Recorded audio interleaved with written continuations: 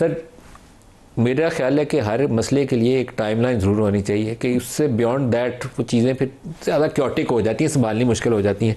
General साहब, जंजुआ साहब का तबसरा आपने सुन लिया, आपका तजिया क्या है? जी बिल्कुल, आप सही कह रहे हैं, टाइमलाइन होनी तो चाहिए, लेकिन ज़ाहिर है जंगों में कोई टाइमलाइन होती नहीं है। मैंने बिल्कुल, जनरल साहब ने बहुत अच्छा अहाता किया, लेकिन एक दो पॉइंट्स पे मैं थोड़ा सा मेरा मुख्तलिफ ज़ाविया है। एक तो ये कि मैं समझता हूँ कि मुश्किल सिर्फ अमेरिका के लिए नहीं है, ईरान के लिए भी है, दोनों के लिए है।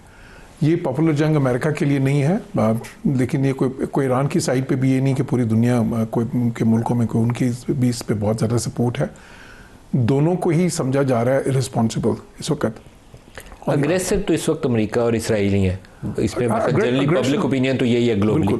अग्रेशन उन्होंने किया और पब्लिक ओपिनियन बिल्कुल जो है बहुत से मुल्कों में इस तरह का है। लेकिन फिर साथ ही साथ आप देखें वेस्ट में जो पब्लिक ओपिनियन है ना वेस्ट में इस वक्त, वो बिल्कुल ईरान के साथ नहीं है।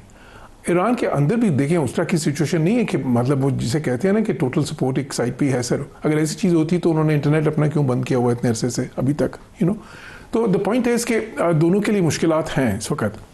मैं समझता हूँ कि दोनों के लिए ही ये बड़ी एक लूज लूज सिचुएशन होगी अगर इस जंग को जारी रखें।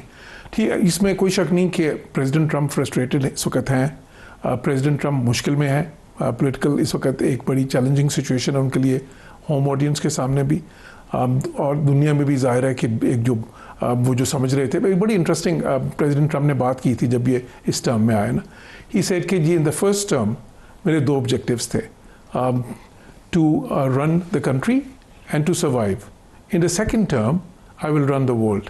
अच्छा, अब वो तो मेरे ख्याल है कि ऐसी एम्बिशन थी, अब उनको एहसास हो गया होगा कि वो कोई आसान काम नहीं है, उससे तो वो हट जाएंगे शायद। उन्होंने किया वेनेजुएला वगैरह में बाकी लेकिन साथ ही साथ देखें जो उन्होंने अचीव किए ना, अगर उनके वो देखें टैक्टिकल ऑब्जेक्टिव्स अगर अचीव किए, अगर इस पोजीशन पे अभी अमेरिका को वो मिल जाता है जो वो मांग रहे हैं उससे कम भी मिल जाता है मिसाल के तौर पे, तो वो ये कह सकेंगे कि देखें हमने ना सिर्फ JCPOA से आगे गए। अच्छा, ये मैं भी क्लियर कर दूं कि JCPOA में क्या था और अभी वो क्या मांग रहे हैं। देखिए JCPOA में था 3.67% एनरिचमेंट सिविल यूजेस के लिए, सिविल न्यूक्लियर के लिए, और साथ ही साथ जो मेडिकल आइसोटोप्स होते हैं उसमें बहुत ज़्यादा 20% तक एग्जैक्टली, तो एक कैवियाट उसका भी था। अभी वो कह रहे हैं कि 0%, ठीक है, सस्पेंशन। दूसरा उस JCPOA में भी ये था कि जो आपका न्यूक्लियर फिजाइल जो है, जो फिजाइल मटीरियल है या एनरिच मटीरियल है, वो आपने हवाले करना है किसी थर्ड कंट्री, जो उन्होंने किया था रशिया के साथ अरेंजमेंट। एग्जैक्टली, अभी भी वो यही है।